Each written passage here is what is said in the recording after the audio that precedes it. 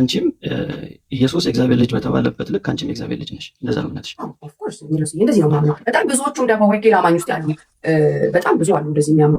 እሱ ብቻ አይደለም። ግን ለምሳሌ የኢየሱስ ልጅነትና የኛ ልጅነት አንድ ነው ብለሽ ነው የምታምኚው? እኔ ኢየሱስ የበኩር ወንድሜ ነው ብዬ ነው። ልጅነታችን አንድ አይደለም ወይ ብዬ ማመኔ በጌታ ይሄ ሲኦል ያስገባል። ሰይጣናዊ ነው ብሎ የቋንቋቸውን እንኳን አይቆጥቡም። አይደለም ስለ ኦርቶዶክስ ቤተክርስቲያን ነበር። ኦርቶዶክስ ቶቻቸው አልካድኩም። መልካም ነገርም አለ። አንተ በቅርብ ነው አዲስ ክርስቲያን ነህ። አንተ ቁጭ ለመማር ሲገባ ትላንትና መጥተህ እከሌ ስህተት ነው እከሌ ሮንግ ወይ መጽሐፍ ቅዱስ ጠቅሰህ እንኳን ሮንግ ነው ብትል ጥሩ። እግዚአብሔር ልጅ ነሽ ካለሽ ልጅ ነሽ፣ በአብ ቀኝ ተቀምጠሻል ካለሽ በአብ ቀኝ ነሽ። ማን ነው አንቺን ትንሽ አሸንዳ ነሽ ቱቦ ነሽ ምናምን ያለሽ? ኢየሱስ እውነት ነው፣ እኔም ኃይሉ ያንስ እውነት ነኝ እና ውሸት ነኝ እንዴ? ኢየሱስ መንገድ ነው እና እኔ ገደል ነኝ? ተዋችሁ። ስለዚህ እኔ የምላችሁን በሉ እስቲ፣ እኔና እግዚአብሔር አንድ ነን። ሻሎም ሻሎም ቅዱሳን፣ የወላይታ ሶዶ ከተማ የወላይታ ነቢያትና ሐዋርያት ማህበር እድር የተባለ የአንድነት ማህበር የተሰበሰበበት ይህ ቀን ነው። ሐሰተኛ ነቢይ ማለት ስም ሲጠራ የሚሳሳት ወይ ደግሞ ነገር ተናግሮ የማይሆንለት ሰው ብቻ ማለት አይደለም። ሰላም ሰላም፣ የሕያው ቃል ሚዲያ ተከታታዮች እንደምን አላችሁ? ጸጋ ከሁላችሁ ጋር ይሁን። ወንድማችሁ ዮናስ በድሉ ነኝ። እንደተለመደው በአዳዲስና በአጫጭር በአስተማሪ ቪዲዮዎች መጥቻለሁ። ለዚህ ቻናል አዲስ የሆናችሁ ሰብስክራይብ፣ ሼር በማድረግ ቤተሰብ እንድትሆኑ እንዲሁም ደግሞ ይህንን ቪዲዮ ላይክ በማድረግ እንድትተባበሩኝ በጌታ ፍቅር ጠይቃለሁ። እስከ ፕሮግራም የፍጻሜ ድረስ አብራችሁን ቆዩ። መልካም ቆይታ። አንቺም ኢየሱስ የእግዚአብሔር ልጅ በተባለበት ልክ አንቺም የእግዚአብሔር ልጅ ነሽ። እንደዛ ነው እምነትሽ? ኦፍ ኮርስ እንደዚህ ነው ማለት። በጣም ብዙዎቹም ደግሞ ወንጌል አማኝ ውስጥ ያሉ በጣም ብዙ አሉ እንደዚህ የሚያምኑ። እሱ ብቻ አይደለም። ግን ለምሳሌ የኢየሱስ ልጅነትና የኛ ልጅነት አንድ ነው ብለሽ ነው የምታምኚው? እኔ ኢየሱስ የበኩር ወንድሜ ነው ብዬ ነው። አይደለም አይነቱ ኢየሱስ የእግዚአብሔር ልጅ የተባለበትና አንቺ የእግዚአብሔር ልጅ የተባለሽበት አንድ ነው? እሱን እኮ ነው የምልህ። እኔ ኢየሱስ የበኩር ወንድሜ ነው ብዬ ነው። እሱ የበኩር ከሆነ እኔ ደግሞ እንግዲህ አሁን የበኩር ልጅ እኛ ቤት አለች። ከእሷ ቀጥሎ ያለሁት እኔ ልጅ ለአባቴ ልዩ ልጅ ነኝ ብዬ አላምንም። የበኩር ነኝ እሱ ካለ እሱ የበኩር ነው፣ እኔ ደግሞ ታናሽ ነኝ። ያ ማለት እግዚአብሔር ነኝ ማለት ግን አይደለም። እግዚአብሔር አባቴ ነው፣ እኔ ልጅ ነኝ ማለት ነው። ወደ እሱ አልመጣሁም። ስለዚህ በዚህ ጉዳይ ላይ ከኃይሉ ዮሐንስ ጋር አንድ ነው ማለት ነው እምነትሽ? እኔ ኢየሱስ የበኩር ልጅ ነው፣ እኔም ደግሞ የእግዚአብሔር ልጅ ነኝ። ከኢየሱስ ልጅነት የተናነሰ ልጅነት የለኝም። ያ ማለት ግን እግዚአብሔር ወልድ አምላክም ሰው ነው፣ አምላክም ሰው ነኝ ማለት ግን አይደለም። ልጅ ነኝ። እሱን አልጠየቅኩም። በቃ ስለዚህ አንቺም ኢየሱስ የእግዚአብሔር ልጅ በተባለበት ልክ አንቺም የእግዚአብሔር ልጅ ነሽ። እንደዛ ነው እምነትሽ? ኦፍ ኮርስ እንደዚህ ነው ማለት። በጣም ብዙዎቹም ደግሞ ወንጌል አማኝ ውስጥ ያሉ በጣም ብዙ አሉ እንደዚህ የሚያምኑ። እሱ ብቻ አይደለም። ግለሰብ ከመጽሐፍ ቅዱስ እየጠቀሰ ሳይሆን አብያተ ክርስቲያናት እያለ ነው። አብያተ ክርስቲያናት ስንገባ ሜንላይን ቸርቾች፣ ባፕቲስቶች፣ ሉትራኖች፣ ሜቶዲስት፣ ኤጲስኮፓል፣ ቸርች ኦፍ ኢንግላንድ፣ ሉትራን ቸርች፣ ሁሉም የየራሱ ቤት የየራሱ አስተሳሰብ አለው። የእኛ ሀገር ሰዎች ግን ማዌይ ኦር ኖ ዌይ፣ ሁሉም አንድ ቻናል ውስጥ ሁሉም ሐሰተኛ ነቢይ ይሰማል። ሁሉም አንድ ሮንግ መዝሙር ይዘምራል። በቃ አብያተ ክርስቲያናት ምናምን ይላል። ይመጣና መጽሐፍ ቅዱስ ሳይሆን የሚያወራው እነ ከሌ እኮ እንደዚህ ያላመኑ ምን አስተት ነው። ተመልከቱ። አሁን ኢየሱስ ፍጹም አምላክ ፍጹም ሰው እያልኩ እያመንኩ የእግዚአብሔር ልጅ እያልኩ እያመንኩ እንደው ሩቅ አትሄዱሽ። የበኩር ልጅ አንድ አይደለም። ልጅነታችን አንድ አይደለም ወይ ብዬ ማመኔ በጌታ ይሄ ሲኦል ያስገባል። ሰይጣናዊ ነው ብሎ የቋንቋቸውን እንኳን አይቆጥቡም። አይደለም ስለ ኦርቶዶክስ ቤተክርስቲያን ነበር። ኦርቶዶክስ ቶቻቸው አልካድኩም። መልካም ነገርም አለ።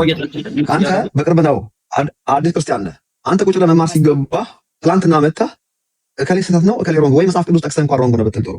ያደረገው ምንድነው? ወንድማችን መጥቶ እኔን አስቀምጦ ነው ጀጅ የሚያደርገኝ ነበር። ጨፈጨፈኝ ነበር ወይ ጨፍጨፈኝ መብቱ ነው። እኔ ከውቀ ክፍዬ ነው የማውቀው። የገባኝን ነው እንጂ የማወራው አብሶሉት የእውነት መጨረሻ ነኝ የሚል እምነት የለኝም። የገባኝ በዚህ መልኩ ነው። ገባው ትላንትና መጥቶ እኛ እኮ በሱ ዕድሜ እሱ ሳይወለድ እኔ በጌታ ነበርኩ ማለት ጴንጤ ነበርኩ። ስለ ኢቫንጀሊካል ይነግረኛል መጥቶ ማለት ነው። ኢቫንጀሊካል ዶክትሪን አድርጎ ይነግረናል። ይሄ ልጅ በእድሜም ልጅ ነው። በጣም የሚገርማችሁ ነገር ለጀጅመንትም አንዳንዴ ቋንቋ መቆጠብ ጥሩ ነው ትንሽዬ። እሺ ከኢየሱስ ክርስቶስ ልጅነት ጋር ተመሳሳይ ነው ስላላለ ሰው ሲሆን ይገባል። ኢየሱስ ጌታ ነው ብዬ እያመንኩ ሲጀመር ሁለት አይነት ልጅነት ሳለው ሲጀመር በልጅነት ከኢየሱስ ነው የቀድመዋለሁ። እኛ ነን የምንቀድመው። እሱ ለዘላለም ልጅ አልነበረም። ሲጀመር ከቅድስት ድንግል ማርያም ተወልዶ ነው ልጅ ሆነው። ከዛ በፊት ሁሉን የሚችል አምላክ ከሥላሴ ሁለተኛው ፐርሰን ነው። ፒሪድ። ሰው መሆን ያስፈልገው ሰዎች ስለጠፉ የጠፉትን ልጆች ከማግኘት አንጻር ነው። ከአንቺ የሚወለደው የልዑል አምላክ ልጅ ይባላል። የምጠቅሱት ጥቅስ ምን እንደሆነ አውቃለሁ እኮ።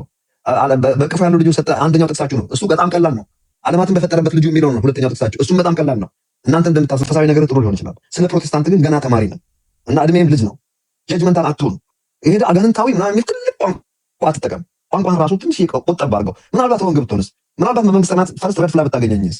በትንሹ አእምሯችን ጀጅ አድርገን እከሌ ሲኦል ይገባል እከሌ መንግስተ ሰማያት ይገባል። እንደዚህ ጠባብነት እንውጣ። ሉከት ሉትራን ቸርች፣ ሉከት ሜቶዲስት ቸርች፣ ሉከት ቸርች ኦፍ ኢንግላንድ፣ ሉተር ኤጲስኮፓልን ተመልከት። የተለያየ አመለካከት ነው ያላቸው። እኛ ግን ምንድነው በቃ አንድ ቀጭን እንትን ውስጥ ሰው አንድ አይነት ካልሆነ በቃ ሮንግ ነው፣ ሰይጣን ነው። በቃ እኔ እንዳንተው በስላሴ ማምን ነኝ፣ እንዳንተው በኢየሱስ ሞትና ትንሣኤ ማምን ነኝ፣ እንዳንተው ፍጹም አምላክ ፍጹም ሰው ብዬ ማምን ነው። ከመቼ የጀምረው ልጅ ሆነ ለሚለው ነገር ኢቭን ቴዎሎጂ ስኩል እንኳን 4 ቪዎች አሉ። ይገርማቸው ነገር ከዘላለም ልጅ ነበር የሚሉ እሱ እንደሚለው አይነት አለ። ሁለተኛው ሆኖ ነው ቃልም ስጋ ሲሆን ልጅ ሆኖ የሚል አለ። ሲጠመቅ ነው ልጅ ሆኖ የሚሉም አሉ። አብ አናውንስ ያደርግ ከሞት ሲነሳ አንተ ልጅ ነህ ዛሬ ወለድኩ የሚለውና ሮሜ ምዕራፍ 1 ቁጥር 3 ያኔ ነው የሚሉ አሉ።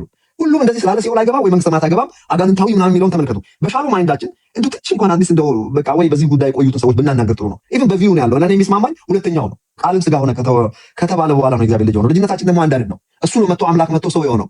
ሰው የእግዚአብሔር ልጅ ማለት ሰው ነው። ኃጢአት ያልነካው የቅድስናና የጽድቅ ብቃት ያለው ሰው የእግዚአብሔር ልጅ ይባላል። እኛ አንድ የሆነው መጥቶ ከኃጢአት በስተቀር በነገር ሁሉ ወንድሞቹ ሊመስል የተገባው ነው። አቡደና ሆኖ ሳምንት እንገናኛለን ባይ ዲቤት ላለው ነገር እኔ ከአዲስ ክርስቲያን ጋር ዲቤት የማደርግበት ምክንያት የለም። ሃይማኖቴም ከእናንተ ሃይማኖት ጋር አንድ አይነት አይደለም። ሲጀመር ለምዶ መከራከር እኔ እናንተ ማለት እስላምና ክርስቲያን ማለት ነው። ከጓደኞቹ ጋር አውራ እንጂ ከኔ ጋር ነው የምታወራው። እሺ ሁለት ፓስተር ኃይሉ ዮሐንስን ዌልካም በሉት። ሊያካፍለን በጣም የምወድ ወዳጄ ለእኔ ረጅም ዓመት ኦልሞስት አሜሪካን ሀገር መሄድ ከጀመርኩ ጀምሬ ረጅም ዓመት ወዳጅ ነን።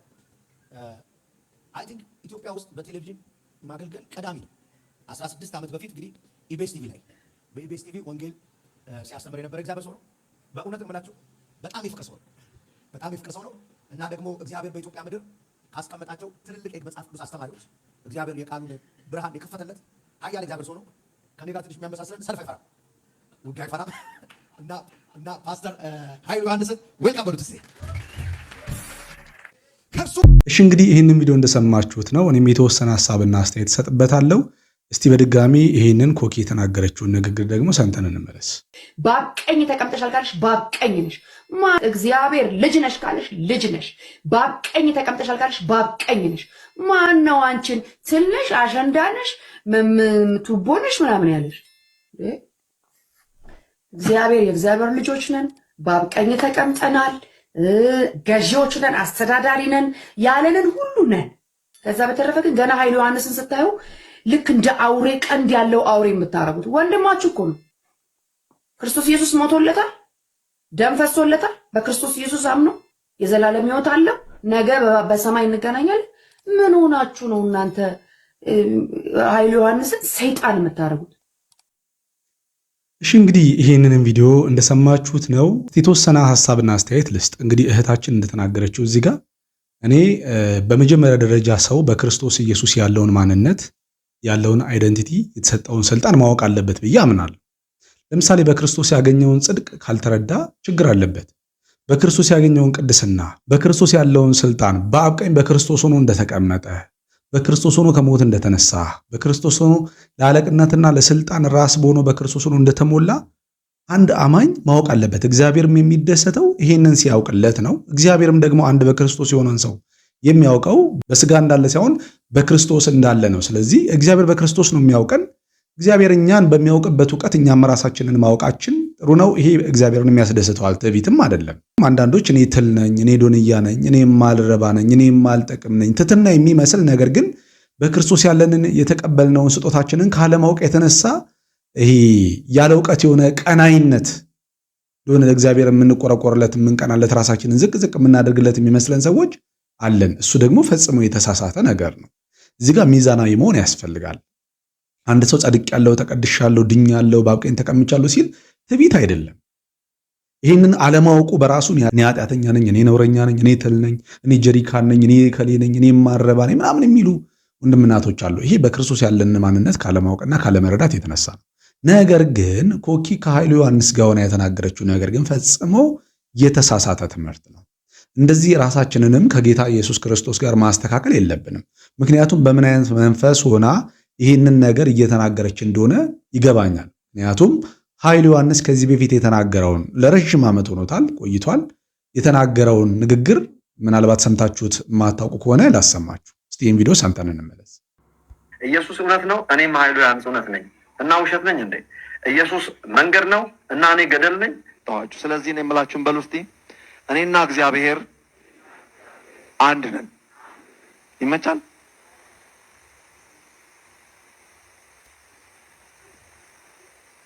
በቃ እግዚአብሔር ይመስገን። እኔና እግዚአብሔር አንድ ነን። እኔና ኢየሱስ አንድ ነን። እኔና መንፈስ ቅዱስ አንድ ነን። እሺ እንግዲህ ይህንን የኃይሉ ዮሐንስን ንግግር እንደሰማችሁት ነው። ኢየሱስ እውነት ነው፣ እኔ ታዲያ ውሸት ነኝ ወይ? ኢየሱስ መንገድ ነው፣ እኔ ታዲያ ገደል ነኝ ወይ? የሚል ንግግር ሲናገር ሰምታችኋል አይደለ? እኔና አብ አንድ ነን የሚልን ድፍረት የተሞላበትን ንግግርም ሲናገር ሰምታችኋል። ይሄ በጣም ድፍረት ነው። ኢየሱስ እውነት ነው። ኦኬ፣ ኃይለ ዮሐንስም እውነት ነው። ኢየሱስ መንገድ ነው፣ ኃይለ ዮሐንስም መንገድ ነው። ኢየሱስ ሕይወት ነው፣ ኃይለ ዮሐንስም ሕይወት ነው። ስለዚህ ምን እንበል? እንመንበት። በሱ እንድናምን የተፈለገው ይህ በጣም የተሳሳተ ነው። ኢየሱስ ክርስቶስ የማይታየውን የዘላለም አምላክ የተረከ ሰው ሁሉ ያላወቀውን አምላክ ያስተዋወቀ የመለኮት ሙላት ሆኖ በምድር ሲመላለስ የነበረ ማንነት ያለው አካል ነው ጌታ ኢየሱስ ክርስቶስ። ኢየሱስ ክርስቶስ ልጅ ነው፣ እኔም ልጅ ነኝ። አዎ እኛ እኮ ልጆች ሆነናል። ግን በክርስቶስ የሚለው ቃል መረሳት የለብንም። ያለ ክርስቶስ ምንም የሆነው ነገር የለም። ሁሉን ወራሽ ባደረገው ነው የሚለው። ሁሉን የወረሰው ማን ነው? ጌታ ኢየሱስ ክርስቶስ ነው። ከእርሱ ጋር አብረን መከራ ብንቀበል ከእርሱ ጋር አብረን እንወርሳለን ነው የሚለው መጽሐፍ። እኛ ያለ እርሱ ምንም ነን። እሱ ግን ያለ እኛ ሕያው ነው፣ መኖር ይችላል። እኛ የእሱ ጥገኛ ነን። እኛ ብልቶች ነን። እኛ ቅዱሳን የመሆናችን ሚስጥር እሱ ነው። ከኛ የተነሳ አይደለም ቅዱስ የሆነው፣ ወይም እሱ በራሱ ልጅ እንደተባለው እኔም በራሴ ልጅ ነኝ ካለን ኦኬ፣ እሱ በራሱ ቅዱስ ነው፣ እኔም በራሴ ቅዱስ ነኝ ልል ነው። እሱ በራሱ ሕያው ነው፣ እኔም በራሴ ሕያው ነኝ ልል ነው ማለት ነው። ስለዚህ ወደ ምን ልመጣ ነው? ወደ ትምክህት ልመጣ ነው። ክርስቶስን ከጨዋታ ውጪ ለማድረግ የሚካሄድ አካሄድ ነው ማለት ነው። ይሄ ፈጽሞ የተሳሳተ ነው። እሱ ነው ወንድሞቼ ብሎ ሊጠራን አላፈረብንም ይላል አይደለ? ወንድሞቼ ያለው እሱ ነው እንጂ እኛ እንኳን ወንድማችን ብለን እንድንጠራው መጽሐፍ ቅዱስ አያበረታታንም፣ አያስደፍረንም። የትኛውም ሐዋርያ ኢየሱስን ወንድም ያላለው ወንድሙ እንኳን የጌታ ኢየሱስ ክርስቶስ ባሪያ ብሎ ነው ራሱን ያስተዋወቀልን ማለት ነው። የሥጋ ወንድሙ እንኳን ማለት ነው። ለምንድን ነው በዚህ ልክ መታበይ ያስፈልገው? ይሄ እኮ በክርስቶስ ያለንን ማንነትና አይደንቲቲ ከመረዳት የተነሳ የሚመጣ መረዳትና ንግግር አይደለም። በክርስቶስ ያለንን ስፍራ ከማወቅ የተነሳ የመጣ እውቀትና የደረስንበት ከፍታ ከሆነ ይሄ በጣም የተሳሳተ መረዳት ላይ ያለ ነው ማለት ነው። ይልቁንም እኛ በክርስቶስ ኃይልን በሚሰጠን በክርስቶስ ሁሉን እንችላለን ነው የተባለልን። ያለ ክርስቶስ እኛ ኃይል የለንም፣ አቅም የለንም፣ ደካሞች ነን። እርሱ ነው በእኛ ውስጥ ሆኖ የሚኖርልን። እሱ እኮ በራሱ ሕያው ነው። እኛ ግን ያለ በራሳችን ሕያው አይደለንም። እኛ ሁልጊዜ ሕያው ነን የምንለው ሕይወት አለን የምንለው በእርሱ ሆነን ነው አይደለ እንዴ? ይሄ ልጅነት የሚለው ቃል ብቻ ላይ ቆመን ወይም ተመስርተን አይደለም። እሱም ልጅ ነው እኔም ልጅ ነኝ፣ እሱም እንደዚህ ነው እኔም እንደዚህ ነኝ የሚባል ነገር የለም። እኛ ሲጀምር በእርሱ ነን፣ ልጅ ሆነን ነው። እኛ ከእርሱ ተለይተን የምንታይ አይደለንም። ከእሱ ጋር ትከሻ ወደ መለካካት የምንመጣው ማለት ነው። ይህ ፈጽሞ የተሳሳተ ነው። እውነት ነው። ክርስቶስ ኢየሱስ ከሞት በመነሳቱ በክርስቶስ ሆነን የተቆጠረልን የተደረግነው ነገር አለ። ለምሳሌ ቅድስናችን እንደ ክርስቶስ አይነት ነው። ቅድስናችን ክርስቶስ ነው፣ ስለዚህ ልዩነት የለንም። ጽድቃችን ክርስቶስ ነው፣ ስለዚህ ልዩነት የለንም። በአብ ቀኝ የተቀመጥንበት ክርስቶስ ነው። በአብ ቀኝ ተቀባይነት ያገኘንበት ልክ በክርስቶስ ነው፣ በሱ ልክ ነው። ስለዚህ ምንም ልዩነት የለውም። ከምን አንጻር? ከእሱ አንጻር ስለሆነ እኛ በሱ ውስጥ ሆነን ስለሆነ የምንታየው እሱ እኮ ስለሚታይ ነው እኛ ጸድቅ ተብለን ዛሬ የተቆጠር ነው ማለት ነው። ስለዚህ ይሄ ትዕቢት አዘል የሆነ ንግግር ነው ብዬ ነው የማስበው። መሰበር ያስፈልጋል፣ ትህትና ያስፈልጋል። ይሄ ትህትና አይደለም። አንድ የሚታመን ማንነትና አንድ የሚያምን ማንነት እኩል ሊሆኑ አይችሉም። ራስና ብልቶች እኩል ሊሆኑ አይችሉም። በአካል ውስጥ ስንመጣ ይሄ ብልት ያለ ራስ ምንም ሊያደርግ አይችልም። ምክንያቱም ራስ ከተቆረጠ ይሄ ሰውነት በሙሉ ሟች ስለሆነ ማለት ነው። ስለዚህ ክርስቶስ ነው አካሉን እየመገበ የሚያሳድገው። ሰከን ማለት ያስፈልጋል። እንዳልኳችሁ ማወቅ ያለብንን ማወቅ አስፈላጊ ነው። መጽሐፍ ቅዱስ እግዚአብሔር ስለገለጠላቸው ስለ እግዚአብሔር ሊታወቅ የሚቻለው ነገር በእርሱ ዘንድ ግልጥ ነው ይላል። በቃ እግዚአብሔር እንድናውቅ የሚፈልገውን ነገር ገልጦልናል። ግልጽ ነው፣ የታወቀ ነገር ነው። እንድናውቅ እግዚአብሔር ከፈለገው ነገር ውጭ ያሉ እውቀቶችን፣ ልምምዶችን ማስወገድ አለብን። ከዛ ውጭ ረቂቅ ነው ሚስጥር ነው ምናምን የሚባል ነገር የለም። እግዚአብሔር የገለጠው ነገር አለ። በአእምሯችን ልክ እንድንረዳው የፈለገው ነገር አለ። እሱን ተረድተን ነው ክርስትናችንን መኖርና ማጣጣም ያለብን ላለው ወንድምና እህቶቼ። ሻሎም ሻሎም ቅዱሳን። የወላይታ ሶዶ ከተማ የወላይታ ነቢያትና ሐዋርያት ማህበር እድር የተባለ የአንድነት ማህበር የተሰበሰበበት ይህ ቀን ነውና እነኚህ ሰዎች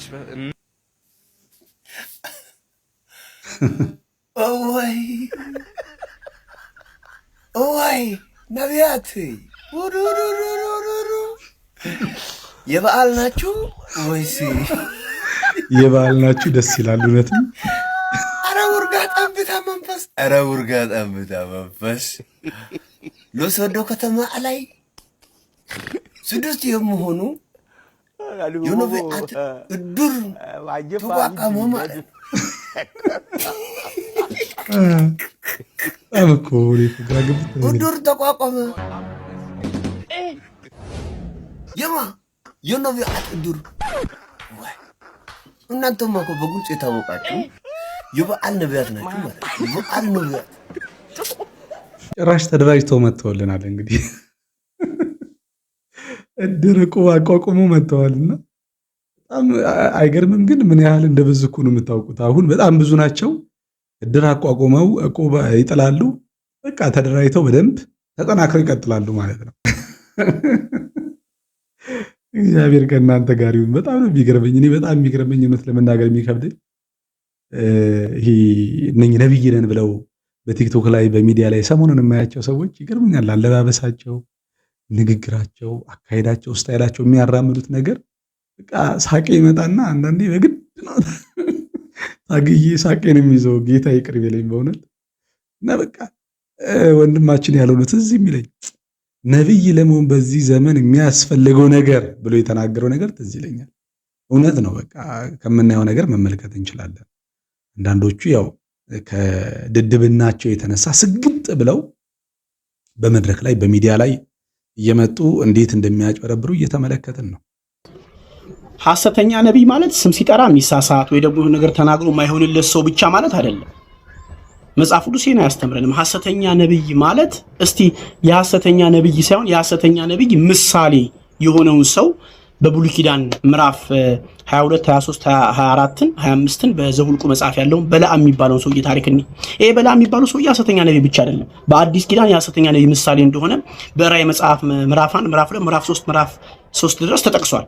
የበለዓምን ትምህርት የተከተሉ የሐሰተኛ ነቢዩን የበለዓምን ትምህርት የተከተሉ እያለ እንደሱ የሚከተሉትን ሰዎች እንትን ሲል ታያላችሁ፣ ሲቃወም ታያላችሁ። ታዲያ በለዓም ምንድነው ጥፋቱ? በለዓም እንዲሁም በጣም ትክክለኛ ነቢይ ነው። በዘመናችን ካሉ ነቢያቶች የተሻለ መገለጥ ያለው ነው። ስፒሪቹዋል ሪሊም የገባ ሰው ነው።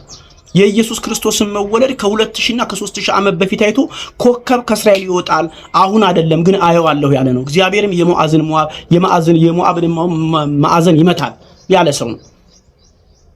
የጻድቃን ሞትን የልሙት ፍጻሜዋ እንደሱ ትሆንልኝ ያለ ሰው ነው። የኛን ሞት አይቶ እንዴት እንደምንሞት አሟሟታችንን አይቶ ወደ እግዚአብሔር መንግስት በክርስቶስ እንደምንገባ አይቶ እንኳን የተነበየ ሰው ነው።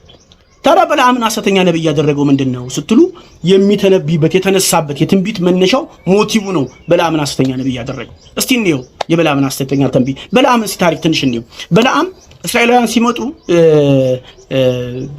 የሞዓብ ንጉስ መጣና በለዓምን ሰዎች ልኮ እባክህን ናና እስራኤልን እርገምልኝ አለው። እርገምልኝ ሲለው እግዚአብሔር ልጠይቃለ። እግዚአብሔርን ጠየቀ። እግዚአብሔርን ሲጠይቅ እንዳትሄድ አለው። ያ ህዝብ የተቀደሰ ህዝብ ነው። የተቀደሰ ህዝብ መርገም አልችልም አለው። ይሄ እግዚአብሔር ጄኒውን አይዲያ ነው። የመጀመሪያው አይዲያ ነው። ሁለተኛ ተሪዱ በቃላቸው አሰናበታቸው። ወደ ንጉሱ ሄዱ። ከድሮ የበለጠ ስጦታ፣ ከድሮ የበለጠ ወርቅ፣ ከድሮ የበለጠ ብር አስይዞ ሌሎች የተከበሩ የተሻሉ ሰዎችን አስይዞ ድጋሚ ላክ። ድጋሚ ሲልክ የእግዚአብሔር ምናልባት ሐሳቡን ቀይሮ ሊሆን ይችላል ይሄን ገንዘብ አይቶ ብሎ በደንብ ስሙ። ይሄን ገንዘብ አይቶ እግዚአብሔር ሐሳቡን ሊለውጥ ይሆን ወይ ብሎ ድጋሚ ጸለየ። አስምሩት፣ ይሄን ድጋሚ ጸለየ እና እግዚአብሔር እንደማይመለስ ያቂዳ ነው። ሐሰተኛ ነቢይ ማለት ለገንዘብ የሚሰራ አገልጋይ ማለት ነው። አንድ ሰው ትክክለኛ ትንቢት የተነበየ በትክክል አጋንንት እያስወጣ ለገንዘብ የሚሰራ ከሆነ ፎልስ ፕሮፌት ነው። ስለ ገንዘብ ሲል ከዛ በኋላ ትምህርትን ያስተማረው ከዛ በኋላ የበለዓም ትምህርት ይላል በዘኍልቍ መጽሐፍ ላይ አታዩትም፣ ግን የቸርች ስቶሪ ሲናገር የበለዓም ትምህርት ሰዎች እንዲዘሙቱ፣ ሰዎች እንዲያሴስኑ፣ ከእግዚአብሔር ጋር እንዲጠሉ ትምህርት ያስተማረ ሰው ነው። የእግዚአብሔርን ባህሪ አጥንቶ ያስተማረ ሰው ነው። ምን ልላችሁ ፈልጌ ነው፣ አንድ ሰው ሐሰተኛ ነቢይ ነው ማለት ስም ሲጠራ የተሳሳተ ብቻ አይደለም። ያ ሐሰተኛ ነቢይ ነው። ስፒሪቹዋል ሪሊም ውስጥ ሳይገባ ገባው ያለ ሰው ነው። ያ ሰው ብቻ ሳይሆን ለገንዘብ የሚተነብይ፣ ለገንዘብ የሚሰራ፣ ለገንዘብ የሚያስተምር፣ ለገንዘብ የሚመግብ ፓስተር፣ ሐሰተኛ ነቢያቶች አሉ ለገንዘብ የሚሰሩ። ስለዚህ ለገንዘብ የሚሰራ ሁሉ ሐሰተኛ አገልጋይ። እሺ እንግዲህ በጣም ትክክል ነው ወንድማችን የተናገረው፣ እውነት ነው። አንድ ሰው እውነት ስለተናገረ ብቻ ትክክል ስለተነበየ ብቻ ስም ስላልተሳሳተ ብቻ ትክክለኛ እውነተኛ የእግዚአብሔር ሰው ነውም አንልም። የዚህ ዘመን አማኞች እንደዚህ ናቸው። በቃ እሱ እኮ እንደዚህ ተናግሮ ተፈጽሞልኛል፣ እሱ እኮ እንደዚህ ብሎ ባለፈው ነገሩ ተፈጽሟል። የዘመኑ ምዕመን እውነቴን ነው የምላችሁ ራሱን ለመሳሳት አዘጋጅቶ የሚጠባበቅ ምዕመን ያለው በቃ የሆነ ነገር መጥቶ መሳሳት የሚፈልግ በቃ ቀላል የሆነ ጠንካራ ያልሆነ የሆነ ማዕበል ቢመጣ የሆነ ነፋስ ቢመጣ ጠራርጎ ይዞት የሚሄደው ምዕመን ያለን በቃ በዚህ ምክንያት ማለት ነውና መንፈስን አንመረምርም። ዓላማው ለምንድን ነው? ነገሩ ቢፈጸም ቢከናወን እንኳን ክርስቶስ ይከብርበታል ወይ? የእግዚአብሔር ሐሳብ ነው ወይ? እንደ እግዚአብሔር ፈቃድ ነው ወይ ብለን ደግሞ ወደ መጽሐፍ ቅዱስ መተን ለመመርመር ልበ ሰፊ አይደለንም እና በጣም የሚያሳዝን ጊዜ ላይ ያለ ነው። እግዚአብሔር ለሕዝባችን ለሁላችንም ማስተዋል ይስጠን። ለዛሬ ያዘጋጀሁላችሁ ቪዲዮ ይሄንን ይመስላል። በሌላ ቪዲዮ እስክንገናኝ ድረስ በያላችሁበት ጸጋ ከሁላችሁ ጋር ይሁን። ሰላም